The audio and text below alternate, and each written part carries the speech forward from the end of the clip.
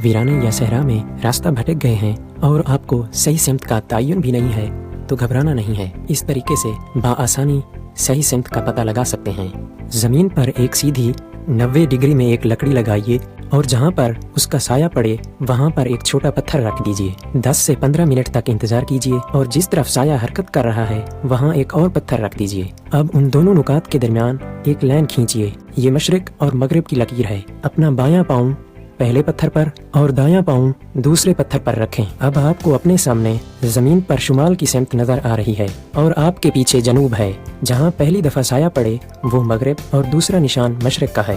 अगर आप ज्यादा आसानी से सिमत मालूम करना चाहते हैं तो अपना दायां बाजू सूरज जहां से निकले उस तरफ उठा लीजिए और बाएं को सूरज के गरूब होने की तरफ। इस तरह आपके सामने शुमाल और पीछे जनूब है।